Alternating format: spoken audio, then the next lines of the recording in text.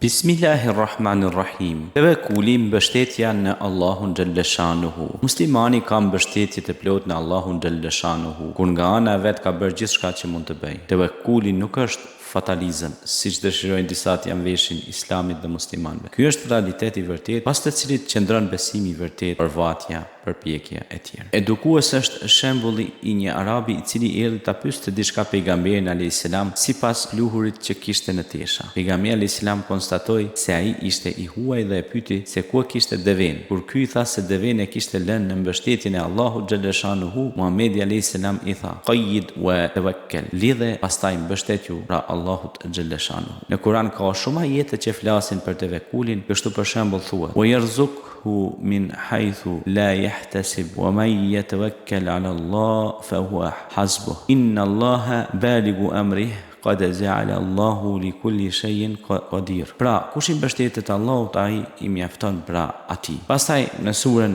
Maide ajeti 23, dhe vetëm Allahut mbështetjuni nëse jeni besimtar të sinqert. E kur të vendosësh, atëherë mbështetu në Allahun, se Allahu i do ata që i mbështeten pra atij. Inna Allaha yuhibbul mutawakkilin. Surja Al Imran ajeti 159. Pra, kush i mbështetet Allahut, Allahu do t'i mjafton atij. Mirë, po tevekkuli duhet jetë me bindje të plotë dhe me veprim të plotë. Pra, ti do të bësh punën që i thirrur, por padyshim do ta kesh mbështetjen 100% tek Allahu, që puna jote pra do të arrijë sukses. Pra, në qoftë se ju e bëni një punë, pra e realizoni një projekt të caktuar dhe i keni pjekur të gjitha kushtet pra që ai projekt të realizohet, atëherë ju e keni dhe mbështetjen e Allahut, atëherë me lejen e Zotit ai projekt do arrihet të realizohet me sukses. Pra, tevekkuli, mbështetja fuqishme tek Allahu dhe përpjekja, pra mundimi, orvatja për të arritur atë sukses do realizohet pra me lejen e Zotit të Madhërisht.